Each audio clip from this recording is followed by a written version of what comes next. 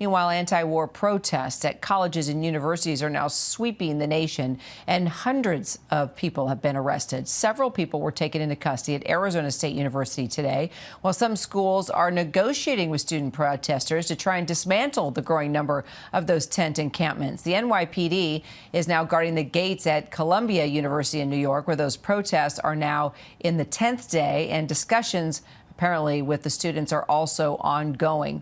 Here in D.C., dozens of protesters now at George Washington University remaining in their encampments for a second day and defying an order by campus police to move.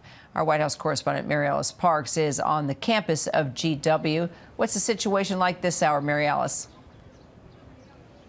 Yeah, Carrie, it's a calm scene here. We have only seen really peaceful protests so far. Look, the students here set up this camp yesterday morning, like you said. The students we talked to really talked about being a part of a collective movement, a national movement. They wanted to set up their own camp to be a part of it and support the protests that they saw taking place around the country, like you said.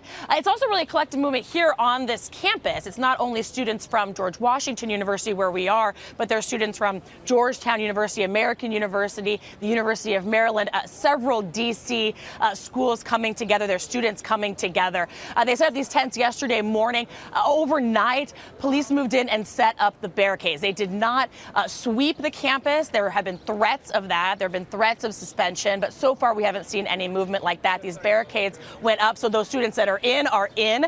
They say they can't even leave to go to the bathroom. Those students that are out are very much out and cannot get in and join, but there have been a few hundred sort of supporters here over the course of the day, chanting, and those that aren't just affiliated with the university, I should say. Here you can imagine there are activists from all stripes. We've talked to veterans, we've talked to faculty members who have come to support the students who are camped out.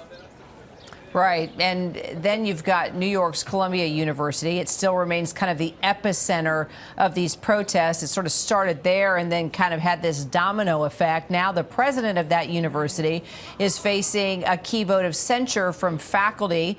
You know that the Speaker of the House, Mike Johnson, was there on the campus speaking to reporters, demanding that she resign. The pressure is building clearly at Columbia.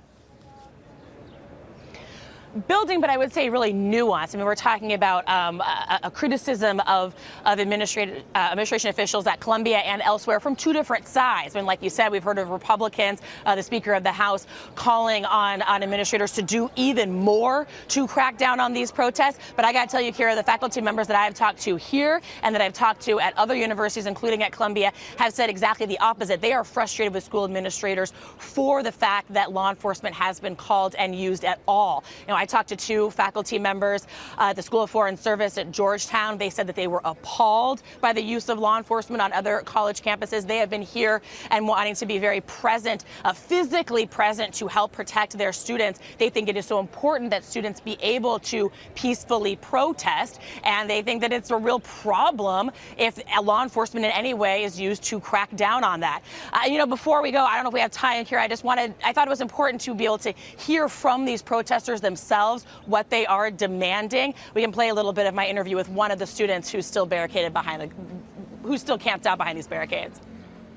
So we're staying here until our universities divest, until they divest from Alphabet, until they divest from Amazon, which are companies that directly support the Israeli Defense Forces. They're companies that fund Israeli defense. And we are sick of seeing a genocide unfold with our tuition money. We've heard calls for divestment like you heard there, and of course a ceasefire, Kira. Yeah, and you know, it's an important conversation to have. Our Elizabeth Schulze will be joining us, actually, MaryAlice, to talk about specific companies, and that it's actually a very small fraction of money from certain companies that are put toward the IDF. So it's a good conversation to have. As students bring it up, we're going to take a look at it from a financial perspective as well with one of our experts. MaryAlice Parks, appreciate you very much.